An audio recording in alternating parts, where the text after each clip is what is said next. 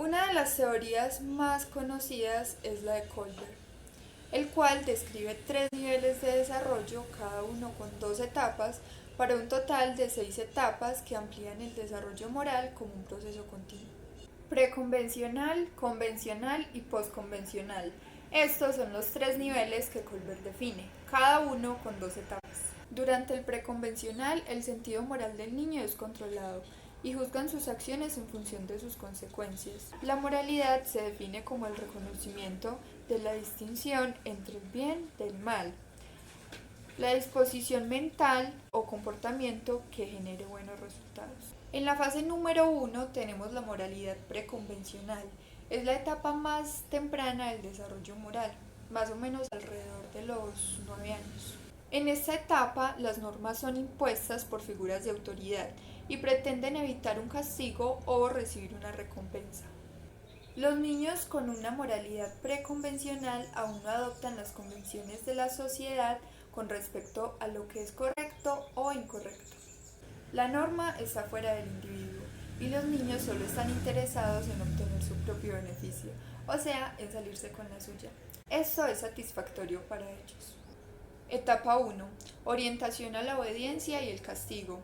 Esto es más común en niños pequeños, pero los adultos también son capaces de expresar ese razonamiento. En esta etapa las reglas son fijas y aquí obedecer es muy importante porque es una forma de evitar el castigo. Si una persona es castigada es porque hizo algo malo. El comportamiento está determinado por las consecuencias. Cuanto peor es el castigo, mayor es la falta. Etapa 2. Individualismo e intercambio. En esta etapa son capaces de tener en cuenta los puntos de vista individuales de otras personas y juzgar las acciones.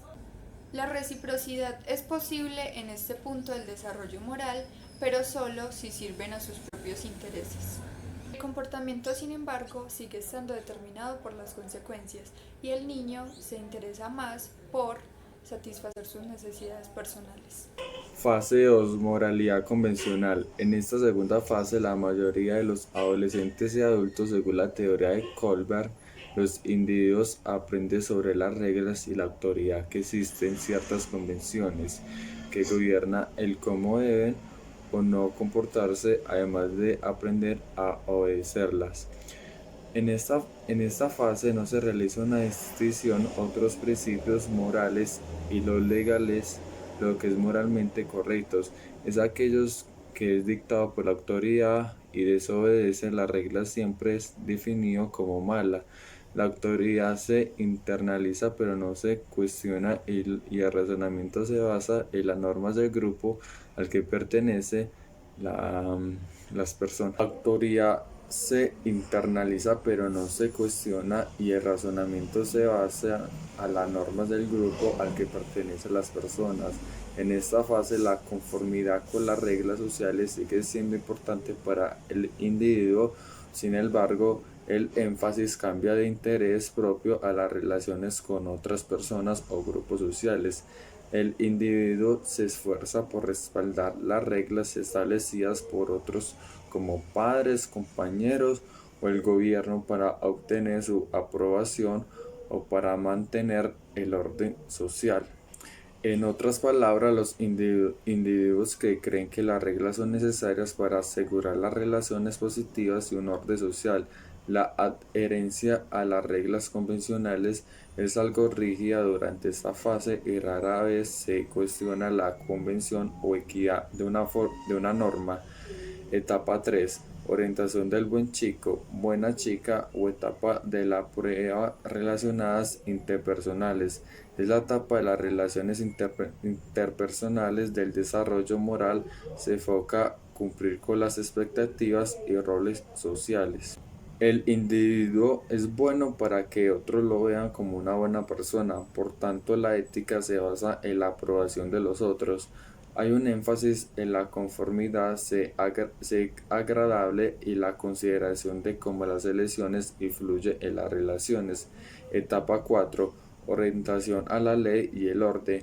Esta etapa se contra en mantener el orden social. El individuo toma conciencia de las normas más universales de la sociedad, por lo cual sus juicios morales se refiere a obedecer aquellas reglas para defender la ley y evitar la culpa. Las reglas y normas sociales son las que determinan el comportamiento del individuo, el cual tiene ahora una consideración desde una perspectiva más amplia, la de las leyes sociales. Ahora la toma de decisiones morales se convierte en algo más que la simple sumisión de lazos sociales estrechos de amistad. Las leyes se consideran iguales por todos. El individuo cree que las reglas y leyes mantienen un orden social que vale la pena preservar. El razonamiento moral en esta etapa está más allá de la necesidad de la aprobación individual. Es vida en la etapa anterior. Si una persona infringe una ley, existe la posibilidad que todo lo que haga, por lo tanto exista la obligación y el deber de respetar las leyes y reglas. Colbert creía que la mayoría de las personas permanecen en esta etapa de razonamiento moral durante su vida, donde la norma es predominantemente dictada por una fuerza externa. Los principales morales provienen de las figuras de autoridad social o religiosa y nunca tiene una reflexión moral propia. Fase 3. Moral postconvencional. En esta fase el sentido de la moralidad del individuo se define en términos de principios y valores más abstractos según Colbert. El nivel de razonamiento ético solo suele pasar alcanzado por cerca del 10 al 15% de las personas. Los individuos ahora pueden crear algunas leyes y normas son injustas y deben ser cambiadas o eliminadas.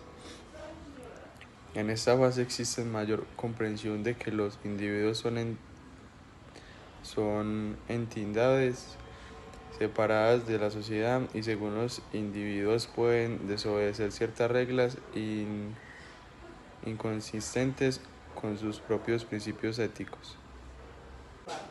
Aquellos individuos que alcanzan el nivel postconvencional tienen sus propios principios éticos que incluyen derechos humanos básicos tales como la vida liberal y la justicia. Van de las reglas como mecanismos útiles para modificar en lugares de normas absolutas que deben ser obedecidas sin cuestionamientos, debido a que los individuos por razonamiento convencional superponen su propia evaluación moral de las situaciones sobre las convenciones sociales. Su comportamiento, especialmente en la etapa 6, a veces puede confundirse con el de aquellos que se encuentran en la etapa preconvencional. Algunos teóricos especulan que la mayor persona nunca alcanzarán ese nivel de razonamiento ético abstracto. Etapa 5. Contrato social y derechos individuales. El individuo se da cuenta de que si bien las reglas o leyes pueden existir para el bien de la mayoría, hay ocasiones en que van en contravía del interés de los individuos particulares. Por ejemplo, en el dilema de la Heinz, la protección de la vida es más importante que violar la ley contra el robo. En otras palabras, los derechos individuales determinan el comportamiento, el objetivo de las leyes. Teniendo en cuenta la situación, pueden haber excepciones a las normas. Cuando las leyes no son consistentes con los derechos individuales y los intereses de la mayoría, producen beneficios para las personas y se deben considerar otras alternativas. Esto puede lograr a través de una decisión mayoritaria y en el compromiso secuente. El concepto de democracia se basa teóricamente en este razonamiento. Etapa 6. Orientación hacia los principios universales. En esta etapa los individuos han desarrollado su propio conjunto de razonamiento ético que puede o no ajustarse a la ley. Dichos principios se aplican a todos. Según Colbert, esta es la etapa más alta del funcionamiento alcanzado solo por unos pocos individuos. En esta etapa la acción apropiada está determinada por los principios éticos de conciencia elegidos por uno mismo. Estos principios son abstractos y universales en su aplicación. Este tipo de razonamiento implica tomar una perspectiva de cada persona o grupo que podría verse afectada por la decisión. En general, los principios elegidos son los más abstractos que concretos y se centran ideas como, por ejemplo, los derechos humanos, la igualdad, la dignidad o el respeto. Las leyes son válidas solo en medida en que se basa en la justicia y en compromiso con la justicia conlleva la obligación de desobedecer las leyes injustas. Las personas eligen principios éticos que desean seguir y infringen dichos principios se sienten culpables. El individuo, por tanto, actúa como es éticamente correcto hacerlo y no porque quiera evitar un castigo. La persona estará preparada para actuar en éticamente correcto hacerlo y no porque quiera evitar un castigo. La persona estará preparada para actuar en defensa de dichos principios, incluso si implica ir en contra del resto de la sociedad en el proceso y tiene que pagar las consecuencias de la desaprobación o incluso el encerramiento. El encarcelamiento. Además, los estudios han revelado que la comprensión de las etapas es acumulativa. Una persona que se ubica en la etapa 3 entiende las etapas anteriores, pero no necesariamente las etapas siguientes. Además, la comprensión de las etapas superiores es cada vez más difícil de alcanzar. En conclusión, el desarrollo moral juega un papel importante en nuestras interacciones sociales. Comprender cómo y por qué la persona toma decisiones con respecto a los dilemas morales puede ser muy útil en diversos entornos. La teoría del desarrollo moral de Kohlberg proporciona un marco en el cual investigar y comenzar a comprender cómo se desarrolla el razonamiento moral dentro de los individuos. Gracias.